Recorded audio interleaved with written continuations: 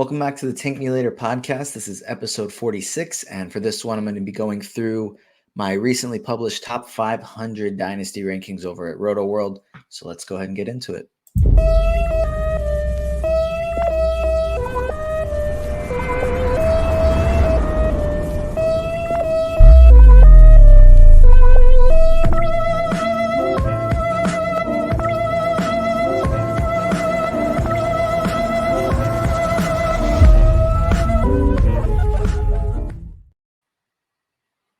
All right. So, as I said, I just published my top 500 Dynasty rankings. This is the most players that I've had ranked in a Dynasty ranking. I ended up ranking about 507 players, I think. So, I didn't cover quite everyone. I think I pulled the list a little bit before some players that have played over the past month or so for the first time this season. Played, so I didn't have them in my initial list. And then when I went through ranking, I wasn't able to add them this time. But next time I go through and have rankings made, I will include more players, and hopefully I'll do it again before rookies are drafted. But if it ends up being close enough to that time, I still may do it before rookies are drafted, but just include prospects within that. Which will be a fun experiment because this was already a very fun experience to rank 500 players. And obviously, I don't think this is an unfair statement, and maybe this isn't how other people approach it, but I feel more, I guess, not necessarily confidence, not the word I'm looking for, but I feel more confident in the guys that I have ranked earlier on than the guys I have ranked later on. So I guess the individual placement is a lot more important for the guys towards the top. Whereas when you get kind of towards the end, like there's a little bit more wiggle room for me on that. And I think that's fair. A lot of people have their rankings tiered and then can move kind of within that ranking. Generally speaking, I'm not going to have an issue with anybody kind of towards the top being, within a handful of spots of where I have them. Like if somebody's a few spots lower, a few spots higher, I get it. Like it's just rankings. Like it's not set in stone anywhere of 100% how it's going to be. But then obviously towards the bottom, like for example, I have JaVale McGee ranked 476. And if somebody said, no way, I think he's 482, I would say, okay, it doesn't matter to me. Things like that are, when I went through it, it was, okay, this is why, like, I would rather have this player than this player, but I think it could easily change towards the bottom, whereas towards the top, I feel more like that's exactly where I want it, especially at the very top. And then as you go down, I guess a little less conviction with it as you go down the rankings, which I think is 100% fair and realistic for anybody that's doing rankings. And again, I could be wrong on that. I haven't actually talked to anybody about this to see if that's how they feel. And maybe there's somebody out there that has 600 players ranked and they have them exactly where they want them for every single spot.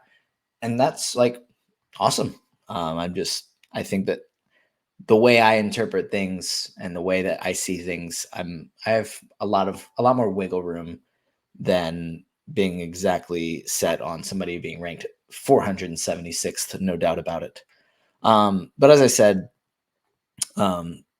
this was the first time ranking 500 players, and I ended up, I guess, having it done in January and then not being able to get it published. And then I took the opportunity with, hey, it's the trade deadline. I'll adjust it again and I will get it published this time. So have it out. I know I tweeted, I think back in December about doing that. And my intention for that was to have it done the next week for an episode.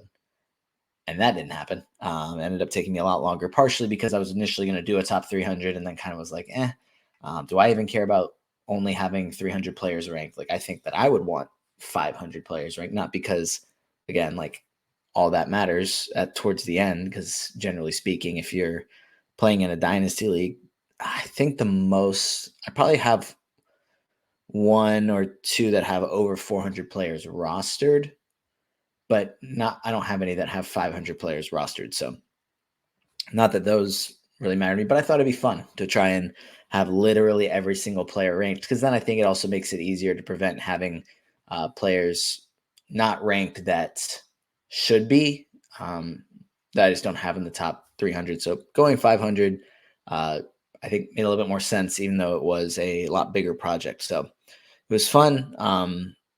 Planning to keep it up this many in the future. But for this episode, I do want to just kind of go through. I'm not going to go through, obviously, all 500 players. I'll probably go through a handful at the top. Maybe just read a few names, and some I may give a little bit more of a thought to, but some of them I might just read. Some of them I might skip over. I had a few responses to my tweet. I was honestly expecting more, and I was expecting more negative, but not for any reason. Just like I think that's kind of the way my mind works, is that, oh, I'm gonna post some sort of rankings, and like just because I see it on Twitter all the time of people getting torn down for rankings, that was my expectation, but it didn't happen, so it was cool. And I'll go through any questions or comments that were made on Twitter, and then also I asked in the league that I run, about any players that people would want specifically discussed, just based on where the rankings were, whether they were questioning it or confusing it or just wanted whatever. Had a couple of those. And then, yeah, so I'm going to go ahead and pull up the article so anybody that's watching the video is able to see what this looks like.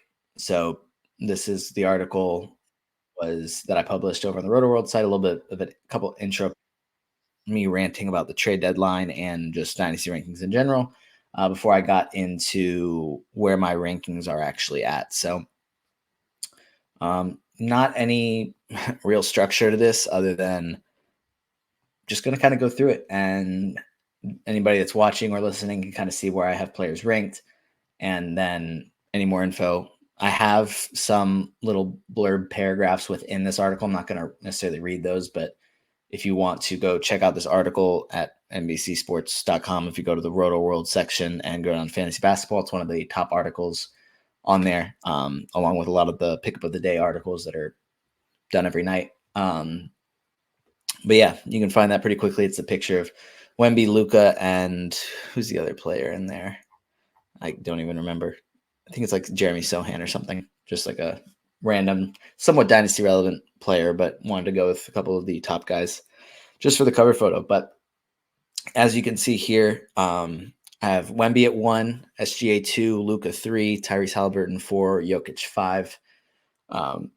Yeah, Wemby is doing incredible things. I probably, at some point, I'd like to go through and do, I guess, like a dynasty value chart. I know Matt Lawson just did a dynasty trade calculator, which that's a very useful thing. I know there's a lot of them in the fantasy football space, but haven't really seen any in the fantasy basketball space. As I'm saying that, there's a chance that hashtag basketball has one, and I'm gonna just look real quick. And I guess, it's been a few weeks since I've done an episode, but I'm sure anybody that has listened to this podcast before knows that I happen to get off on random tangents. So it doesn't look like okay, yeah. So they have a fantasy basketball trade analyzer. I don't know if that is, let's see, I don't know. Doesn't look like that would be specifically for Dynasty. It looks like it's just for redraft formats, but I could be wrong. Yes. Okay. So there is a Dynasty mode for that. I'm actually going to, I have never seen this before just because I haven't looked, but I'm going to just look at this real quick. You can do Dynasty mode right here. Yeah, so that's kind of cool. I might actually toy around with that later and see what that's like. Anyways, back to the article, and doing dynasty values, because I feel like, yes, Wemby is the number one player in fantasy basketball, but in dynasty leagues, but I also don't feel like it's that close. I think that, some of the next handful of players is kind of interchangeable depending on, team direction, or just preference or team build. Wemby should be one, and it shouldn't be all that close. So I don't know exactly how I'd do a value chart, but I'd like to tackle that maybe this summer when there aren't as many games, or any games really, and there's more time to tackle a project like that. So Wemby's far and away one. Yeah. So after those top five, I have Chet Holmgren at 6, Tatum 7, LaMelo at 8. He's really starting to scare me with the injuries. There's a period of time, I think last year, I mean, I had him fourth, I think. I think it was behind Jokic, Luka, and Wemby. I had LaMelo fourth and preferred LaMelo over SG and Halliburton. And I still think he's that kind of talent, but the injuries are kind of scaring me a little bit. And I think that hopefully this is something that can be in the past as soon as they have a competitive team. But I think just the fact that SGA is the top player in fantasy basketball right now and Tyrese Halliburton has been as good as he has been, like, and they're still so young and they're already doing this. Like, LaMelo has that upside, but I bumped him down to 8. So it's not like I hate him. He's still the 8th best player in dynasty leagues to me. But I think since the others are already doing it right now, that's why I have them a little bit ahead. Still love LaMelo's upside. Hopefully he's able to stay healthy enough to be what I think he can be. Trae Young 9, Anthony Edwards 10, Giannis 11, Cade Cunningham 12, Scotty Barnes 13, Evan Mobley 14, Alperen Sengun 15, Joel Embiid 16. That draft class right there, 2021, Cade, Scotty, Mobley, and Sengun is, I mean, there's obviously a ton of other guys that are very talented from that class, but I give Cade the edge, and it's mostly because I still believe in his upside. He was, like, when he came out of college, he was one of my favorite prospects, arguably ever. I say that as somebody that hasn't, been that in tune to prospects prior to like 2017 or 2018. Was probably the most into the draft. Before that, it was watching basketball and not really knowing what I was talking about, but I was too young to really keep up with that kind of stuff other than like, oh, that person's getting drafted. Cool. So I think he's an incredibly talented, complete 6'7" point guard. So still like his upside. So I give him the slight edge. But you could argue for any of those four. I think I wouldn't have Sengun 1. I would have Cade, Scotty, or Mobley is like between those four as the 1. But I think Sengun is still going to be incredible, and he's younger by a little bit, but all 4 are going to be really good. I need to check to see because I haven't written about the Cavs in a couple of games, but I remember Mobley hit 3 threes in a game handful of games ago. So it was like a week and a half ago. He hit 3 threes in a game, and then he hit 2 threes, and he's hit one each of his last 2 games. So if he is able to kind of hit a 3 per game, that opens up so much for them offensively. I know that there's been a lot of talk. It's kind of something that I think about too, is like, how long is this Cleveland front court going to last? Like, if they go to the playoffs again and just can't get anything going, which I'm not expecting that, but last year I think they were the 4 seed, the Knicks were the 5 seed, and either way, they lost in 5 games to the Knicks. And not that the Knicks are a bad team, because they're not, but there has to be like answers, because they have too much talent to lose in 5 in round 1. Like, the 4-5 matchup is supposed to be 7 games. Just, I don't know. Do they move off of Jared Allen and move Evan Mobley to full-time center and have more spacing? Like, maybe they don't have to do that if Mobley is able to kind of expand his range a little bit. So, really like his upside, and I think that he's a guy that will be kind of limited by having Jared Allen there, because I think the best fantasy production will come when he is just the only center there. But I don't know when that happens. If he's hitting threes, it may be delayed, but it may work better. So I said Embiid 16. So then after that, Donovan Mitchell's, and actually just real quick about Embiid, I had him 10th, I think, in my last rankings, but having, he tore I mentioned this in this little paragraph here, but he's torn his left meniscus twice and had another knee issue that caused him to miss a bunch of games. I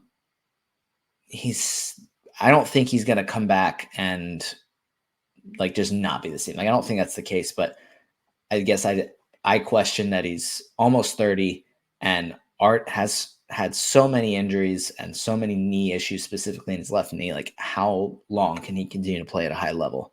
There's so many centers that we've seen that just, whether it's injuries or other factors, just kind of end up hitting a wall and are, playing not. And I don't think this is going to be the case with him because I think he's too talented for that to happen. But guys like Dwight Howard and DeMarcus Cousins, that are just playing center at a really high level, and then it seems like within a few seasons just kind of fall off a cliff. And I know, like, for example, DeMarcus Cousins did, I think he had torn his Achilles, went to the Warriors, just couldn't stay healthy, kind of thing. Like, there are factors, and I just question if, hey, now that he's had a couple knee injuries, like, is that something that's going to happen here?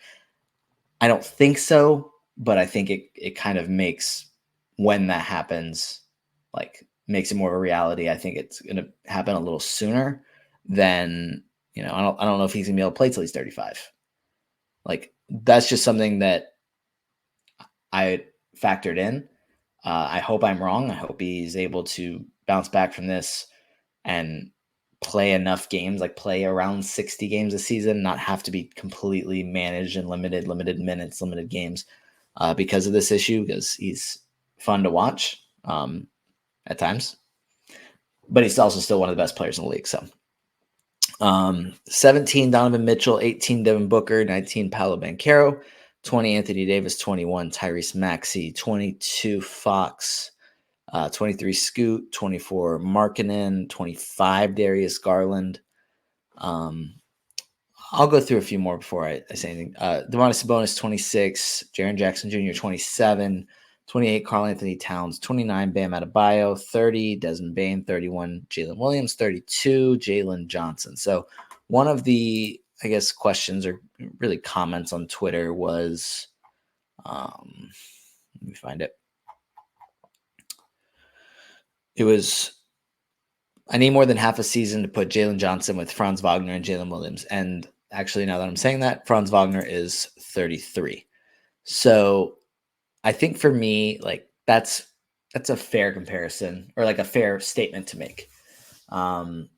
Is that, Franz Wagner is in year 3, Jalen Williams is in year 2, and they've been kind of, I guess, really good since day one.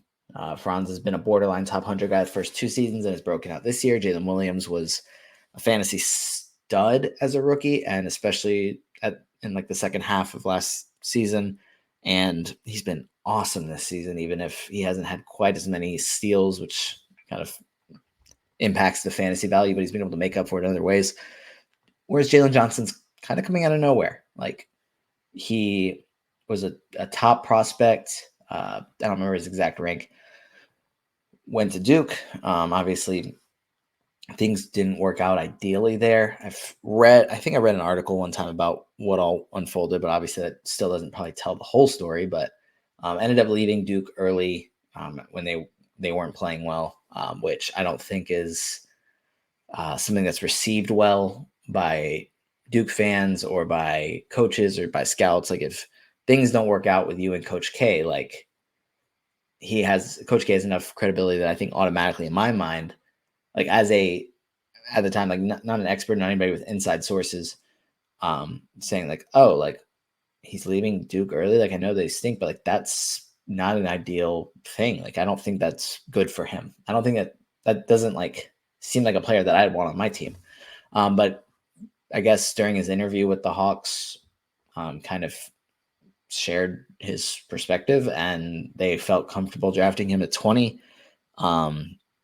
When he was initially preseason supposed to go like 5th or 6th. Like, I remember like a lot of mocks having Cade, Jalen Green, Evan Mobley, Jalen Suggs, and I want to say it was like Kuminga and Jalen Johnson right there. That was before, when Scotty Barnes was supposed to go a few picks later. Spent his rookie season in the G League, spent his second season coming off the bench, playing around 15 minutes per game. And then this year started off game 1, came off the bench, and then quickly took over as a starting power forward. Hasn't looked back, has been incredible. I discussed this on the Q&A that I did for Roto World yesterday, because somebody asked about comparing Jalen Johnson with it was with Paolo Banchero, and there was somebody else, I think. Or maybe it was just Paolo. I'm trying to remember exactly who it was. Oh, it was Scotty Barnes. And I think my response was I really like Jalen Johnson's upside. I really like his talent. I think it's fantasy friendly, whereas a guy like Paolo Banchero's isn't as fantasy friendly. But I think just there's a lot of factors that play into that. So Paolo Banchero is on a team that is trying to make it back to the playoffs the first time, a team that has been a lottery team that is no longer a lottery team. I'm not saying that obviously at all about the Magic. Like that hasn't been the case this season. They are a playoff team, but he's leading the charge on that. He's the focal point of the defense every night. Him and Franz Wagner are the two guys that are also not only the best scorers, but also the best playmakers. They are top 2 in assists on the team. Banchero, I think he has at least 6 assists in a handful of straight games or a handful of consecutive games, had 10 assists last night. It's not like he has anybody making life easy on him. Scotty Barnes has been playing on a playoff team and is now kind of on a rebuilding team, like kind of the opposite. Had Dennis Schroeder at playing point guard to start the season, as Emmanuel quickly playing point guard now. Like he's the guy there. Like they have RJ Barrett. Okay. They have Emmanuel quickly. Okay. Like Scotty Barnes is the focal point of the defense every night. Like there are other guys to consider, just like there are in Orlando, but he's the number 1 player in the scouting report. While Jalen Johnson has been awesome this season, Trae Young and DeJounte Murray are the focal point of the scouting report every night, and they are two of the best passers in the league. DeJounte Murray, I'd say, is a top 10 passer, or at least top 10 at getting assists, because the season before he started playing with Trae Young, I think he averaged 9 point something assists. So, and then obviously Trae Young has still been able to average whatever he is, like 25 and 10 for the last 2 seasons playing with DeJounte. So that makes life easy for Jalen Johnson.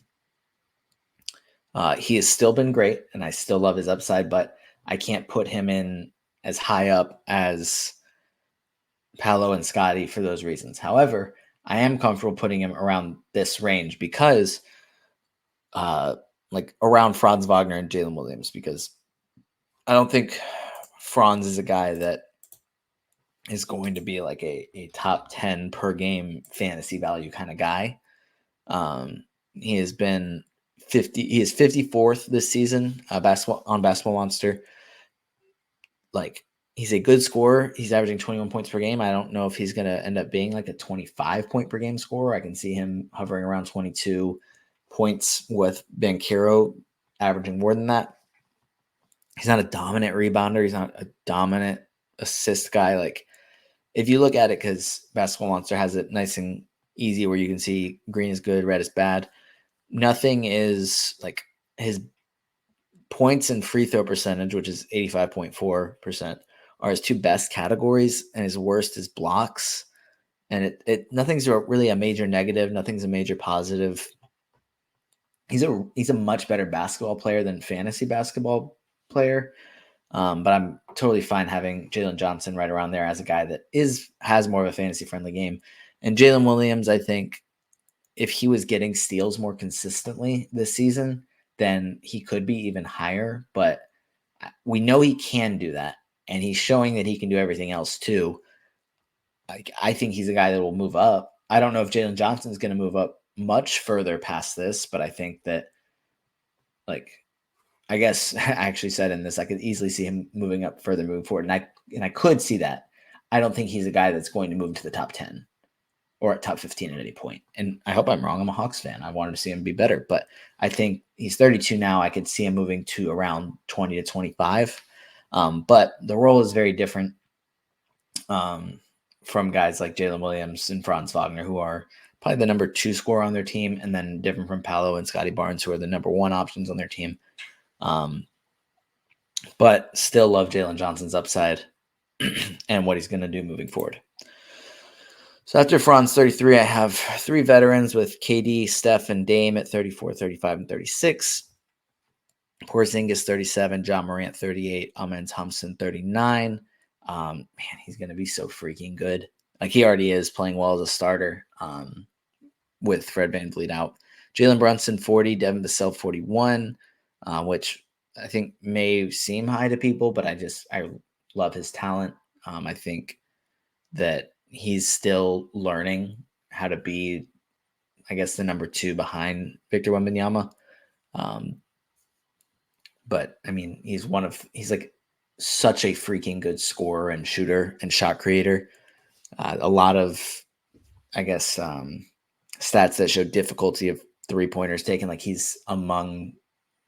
takes the, not the most difficult shots in the league, but close up there. And, as they add more talent, as Victor Wembanyama gets better, as he commands even more of the defense's attention, Vassell's going to get even easier shots. He's going to be really good. Bridges 42, Kyrie 43, Kawhi 44, Paul George 45, Zion 46, Anthony Simons 47, DeJounte Murray 48, Asar Thompson 49, Miles Turner 50.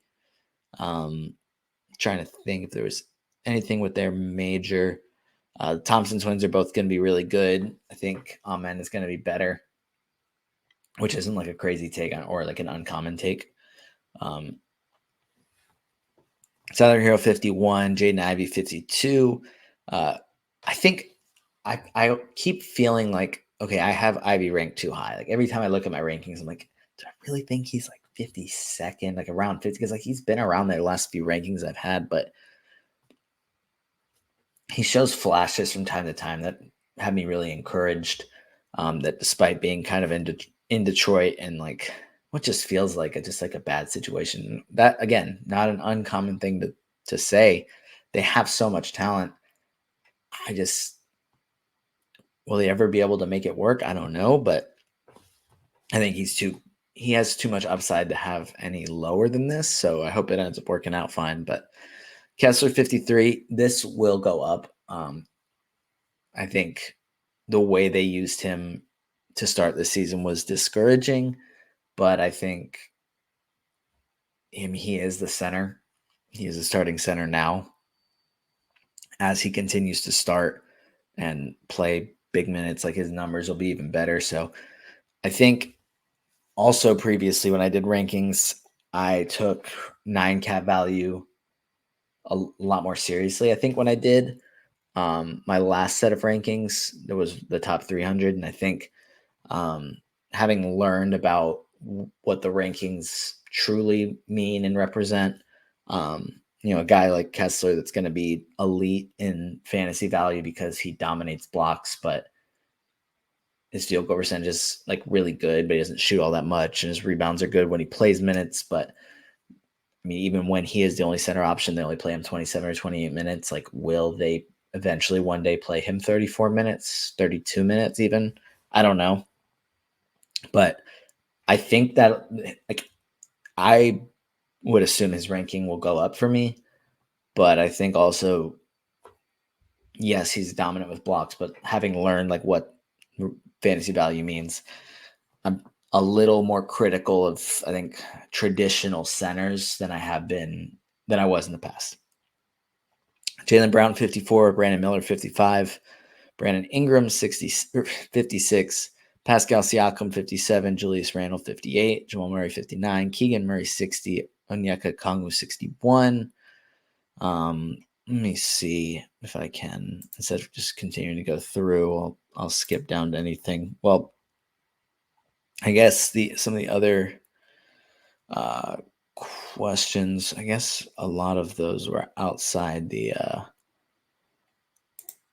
top 100 or so. Okay, so I'm gonna scroll down.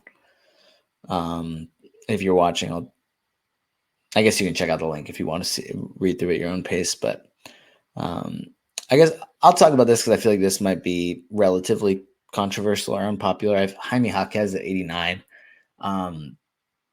Yes, he's an older rookie. Yes, he doesn't have like a super fantasy friendly game, but he's just played basketball really well as a rookie and been able to contribute for the Heat. I think, just because he's an older rookie doesn't mean he doesn't have room for growth. Like, I think that he will still get better, even if just because he didn't come into the league at 19 or 20 and he has a polished game doesn't mean he can't get better. Maybe he doesn't have the same tools that a young, explosive 19-year-old with a massive wingspan has. But I think just being a good basketball player also is just a good thing to have.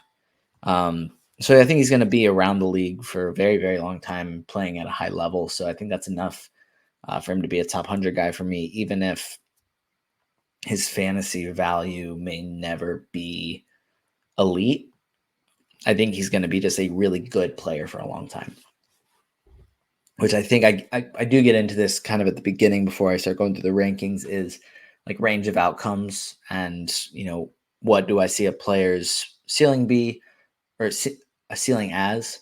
What do I see their floor as? What do I see as the most likely scenario? And trying to factor in all of that, because if a player has a really, really high ceiling, a really, really low floor, and it's, I kind of see it as the most likely scenario being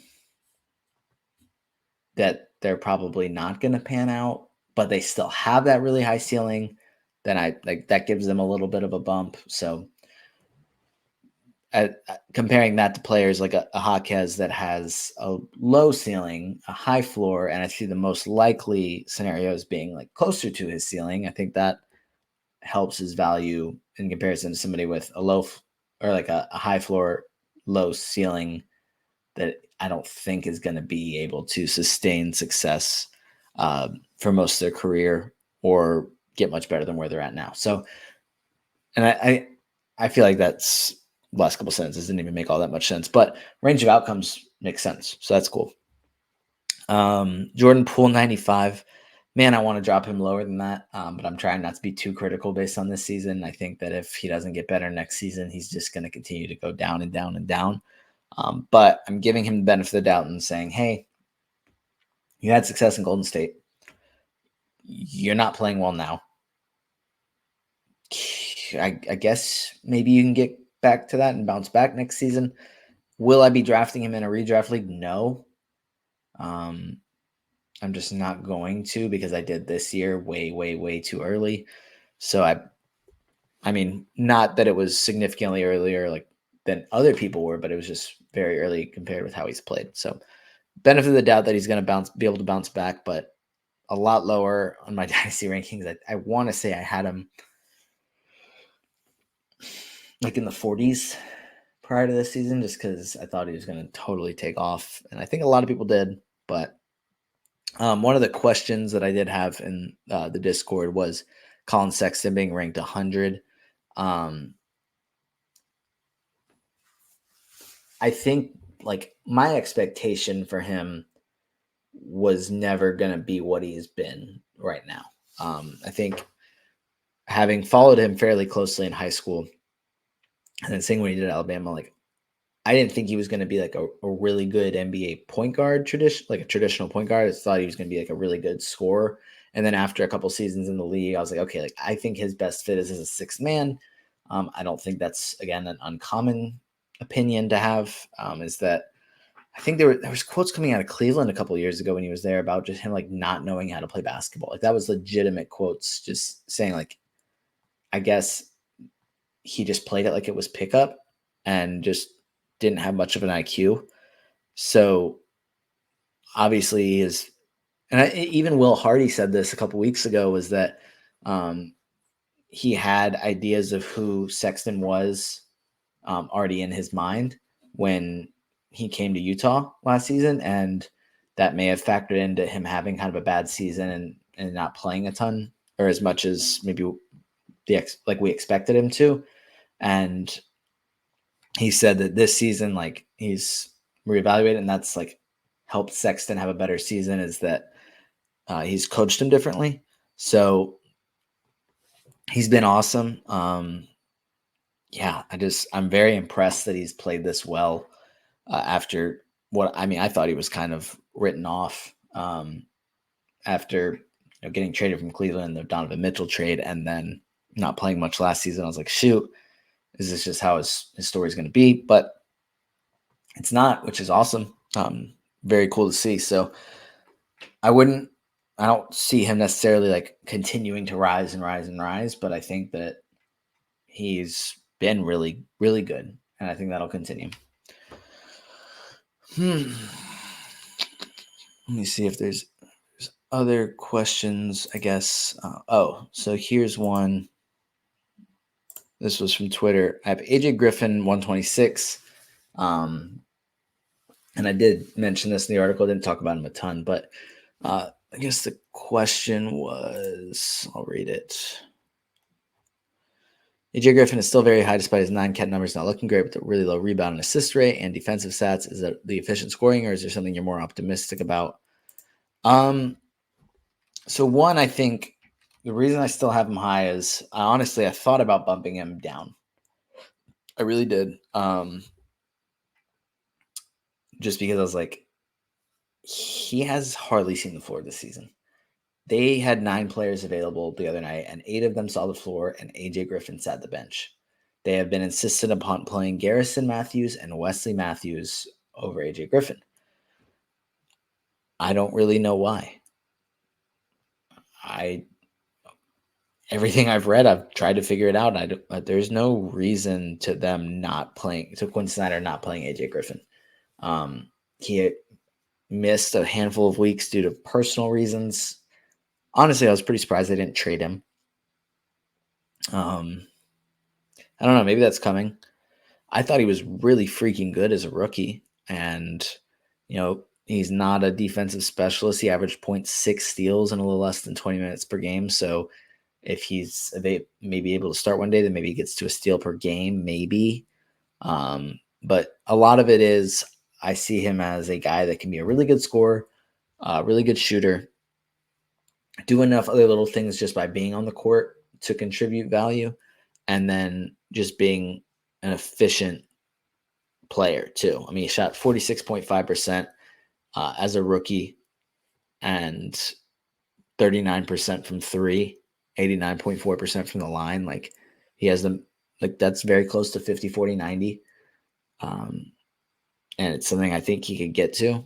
So I don't know. I didn't want to bump him down because I still believe in the talent and like what he can be. But I honestly did think about it because of Atlanta not really using him much this season. So I'm hoping that, I'm not expecting him to see minutes down the stretch of this season, but I'm hoping that they either move him this offseason or give him minutes, because it's kind of ridiculous that they're letting him just sit on the bench after they drafted him just outside the lottery last summer. So, or I guess 2 summers ago now. But anyways, I think like having him lower is totally fine. I just still believe in his talent, which is why I have him where I do. Let's see. Poku is top 200. Let me look to see exactly where I have him. So I have him at 195, and I do think it's like it's probably still high right now. I'm trying to, I guess, similarly with AJ Griffin, is I had him around here before, the last 2 seasons. Like, is just kind of where I had him. Like, still, I may have even had him higher, and I have bumped him down, but I still really like his upside and like what he can be. Like, the idea of Poku is enough for me to keep him in the top 200, even if he's barely played this season. But last season he was 180th in 20.6 minutes per game, shooting 43.4% from the floor, 62.9% from the line, like 1.3 blocks, 1.1 threes. I think he's a guy that I would like to see, because I don't think the Thunder should force feed him minutes. They're one of the top teams in the West, but they could have, like, I guess, trade him this offseason to a situation where he can see the floor, and then we can get a better idea of where he is. So I think if that happens and he still isn't able to see the floor much, or he doesn't play well or anything like that, then I'll drop him pretty quickly. But I'm trying to not just drop him because he's not able to get minutes on like one of the best teams in the West that already has a good bit of depth and a lot more like future picks on the way. So that's, I mean, even looking at it like now, like it does feel like high considering what he has been this season and that he has been on the bench. Um, but I'm trying to just look at what I see as him as a talent. So that's why I have him there. Um, Cody Martin 358. Wait, that was Cody, right? I read that as Caleb when I originally responded to the tweet. So that's great. Then I feel even better about that than I think I had Caleb higher. Let me see if so I'm thinking, how did I respond to that tweet? Maybe I even mentioned the Heat in the. No, I didn't. Okay, so that's why I was fine. I like the Martin twins as basketball players. I think Caleb Martin has been pretty good, but I think Cody Martin's knee injury history has been kind of a big part of why he's that low. He's also 28. Um, like he hasn't shown much. He had a couple of games recently with a good bit of assists, and then they traded for Trey Man, and those have kind of gone away. I think it was just kind of opportunity, like just from LaMelo Ball being out, that he was able to kind of take on a little bit of a playmaking role. But yeah, no real interest in Cody Martin long term for fantasy. Like I hope that he works out. Like that's how I feel about most players. Is like I hope that it works out and like they're able to hit their peak, but I just don't really believe in it. Um, but I think a big thing for him is that he has to be able to stay healthy, and Charlotte's not good about uh, keeping the public informed about injuries. But I've given that, like I've ranted enough, and other people have ranted enough that there's no reason to do that rant again. The other one was okay. No, trying to see if there was. Yep. Okay. Well, maybe I'll go through a couple, see if there's anybody else. Yeah, Trey Man, I have it 301. Um, I think he's going to play well this season with LaMelo out, but LaMelo could be back soon. I think this is more of just a really good opportunity for him to extend his career than for him to, kind of be like show that he is a starting point guard moving forward. I just don't think that's the case. I think he's a sixth man, and if he plays really well for Charlotte, maybe he can do it there, or maybe he can be that for somebody else. So, but yeah, if you want to see the full rankings, you can check that out over at the Roto World site on NBC Sports. But I think that's going to do it for this one. I'm planning to do these once a week consistently moving forward. I know the past few weeks that hasn't been the case. I think this is also just a learning experience for me because I started this podcast. It's been almost a year. It was April 10th, I believe, was the first episode that I published, or that week, April 14th, I guess, of last year. So this is the first like regular season that I did this podcast through, because I started it right as soon as regular season ended last year, just because I knew I'd have more time. So yeah, things get busy during the regular season, especially, blurbing games at least a handful of nights per week, most nights per week. And then also doing some news during the day as well. So it ends up being just kind of busy. So I think having a few weeks to, like, if not doing this podcast, made it a little bit easier to manage everything. But I'm planning to do these moving forward, and especially now there's a little bit more content to look at with, moves being made, fantasy playoffs coming up, and then after that, draft content. I'm going to continue to work on draft content. I have been doing some scouting, so I'm hoping to do something within the next handful of weeks. But obviously after the regular season ends, we'll go more in depth, looking ahead to the draft. So that's going to do it for this episode. I can't think of anything else to talk about along with this. So if you have any questions or complaints or anything you want to talk about with these rankings, you can find me on Twitter or X, whatever you prefer, at NoRubin22. You can follow us at FBI Basketball Again, you can check out this article that I referenced at NBCsports.com under the Roto World and then fantasy basketball section. But thank you so much for listening, and I will talk to you next time. You just listened to another episode from the Fantasy Basketball International Podcast Network. Thanks for joining us. And for more information about joining our community, please check out our website at fbibasketball.com.